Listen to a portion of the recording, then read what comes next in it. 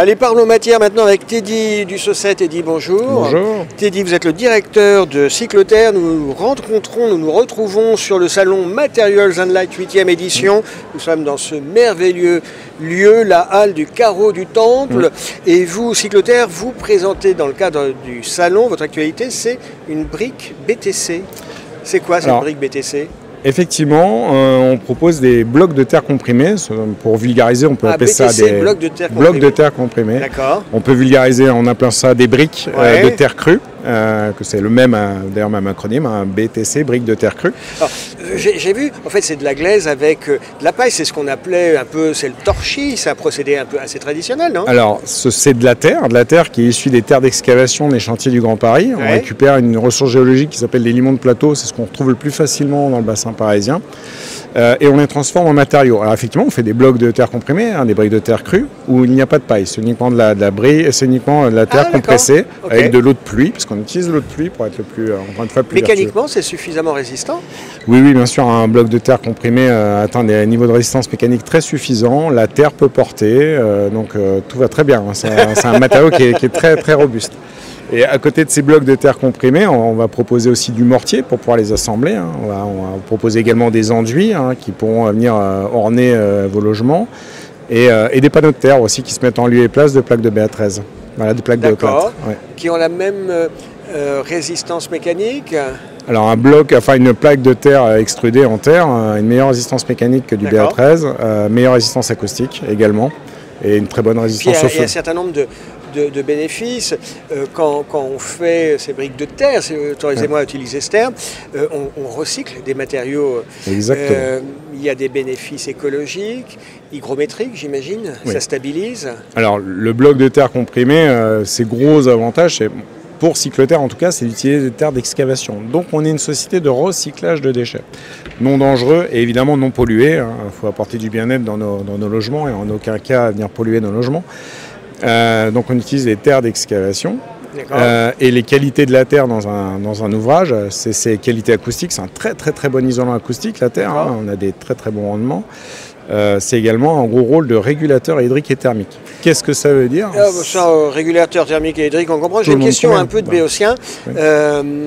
Est-ce qu'on peut l'utiliser en extérieur? Ça résiste comment à l'eau, à la pluie? Alors, c'est fait pour ou c'est pas fait pour? La terre crue non stabilisée, comme on le fait nous, c'est-à-dire qu'on ne met pas de ciment ni de chaux dans l'essentiel de nos produits, ça fait pas bon ménage, l'eau et la terre. Pourquoi vous ne mettez pas de ciment ou de chaux justement pour, comme vous dites, stabiliser, parce que ça résisterait mieux à la pluie, non? Alors effectivement, mais ça n'apporte, le ciment ou la chaux va n'apporter qu'une meilleure résistance à l'eau. Donc quand ce n'est pas nécessaire, on ne le fait pas. Pourquoi? C'est qu'on a déjà des meilleures résistances mécaniques sans ciment qu'avec le ciment. Et autre chose, c'est qu'on garde toutes les valeurs de la terre sans ce stabilisant. Et surtout, on a un matériau qui est réversible à volonté. Tant qu'on ne stabilisera pas, si on peut récupérer le matériau. On rajoute cette difficulté. Exactement. Quand on met un stabilisant, on casse les argiles et la terre devient un déchet. D'accord, c'est très clair. Est-ce qu'on peut parler de la maison Cycloterre? C'est une société jeune? Oui, alors on est très jeune, on a un an d'existence pour la société commerciale. Pour autant, avant cette année de commercialisation, qui est très nouvelle, il y a eu 4 ans de projet. 4 ans de projet où 13 partenaires, dont la ville de Sevran, Quartus, c'était des universités, des centres de recherche autour de la Terre, comme Cratère, Amaco, se sont unis pour essayer de trouver ce que l'on pouvait faire des terres d'excavation du Grand Paris et donc de les transformer en matériaux de construction.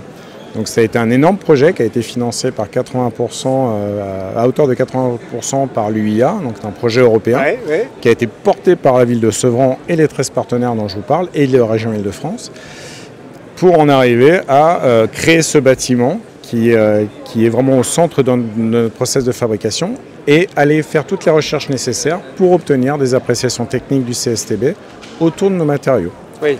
Effectivement, il faut un minimum de ressources financières, ne serait-ce que pour avoir les qualifications. Mais quand même, Cycloterre, le capital, c'est qui? Enfin, c'est une poignée d'entrepreneurs. Aujourd'hui, de ces 13 partenaires, les 13 partenaires, certains nous ont quittés, et d'autres ont fait le choix de rester. Ce qui est le cas de la mairie de Sevran, la collectivité de Sevran, qui fait toujours partie du capital, comme les Quartus, ECT et MUE, donc Paul-Emmanuel Lorès, Serge Joly et Naïma, qui est un autre architecte encore issu de Cratère, qui font partie du capital. Quel est l'intérêt pour une collectivité locale, comme une ville comme Sevran, d'être au capital d'une entreprise comme la vôtre? Alors, l'avantage, je dirais que l'avantage est partagé. On est content que cette ville fasse partie de notre capitale parce qu'elle nous donne une certaine visu sur le reste sur le reste du territoire. Mais je dirais ce qu'on peut apporter nous à Sevran. Qu'est-ce que vous apportez à Sevran, parce qu'il y a un moment. Ce qu'on apporte à Sevran, c'est le développement de la filière terre. Et du coup, le nom de Sevran ressortira à chaque fois qu'un projet terre crue va sortir. Et surtout, on recrute le personnel opérateur sur la commune de Sevran, issu de l'insertion. On apporte de l'emploi à notre petite échelle, évidemment. Bien sûr. Mais on apporte de l'emploi et on fait vivre le tissu local en utilisant des prestataires extérieurs qui font partie de la commune de Sevran. D'accord. Sevran qui est vraiment très dynamique autour de ce sujet-là d'ailleurs. Oui, mais c'est une ville qui est un peu sinistrée, qui avait de belles industries il y a une cinquantaine d'années. Exactement, entre L'Oréal, etc., qui sont partis.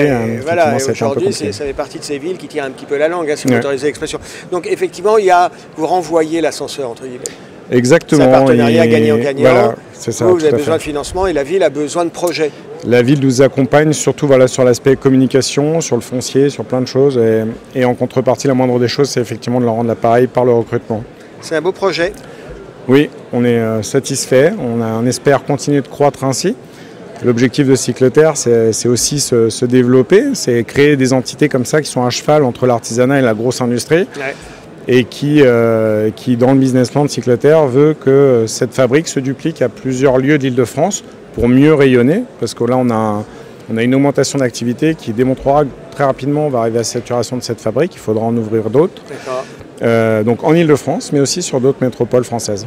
On vous le souhaite, on vous souhaite succès. Merci Teddy Dussaucet d'avoir été avec nous. Merci à vous. À très bientôt. À bientôt.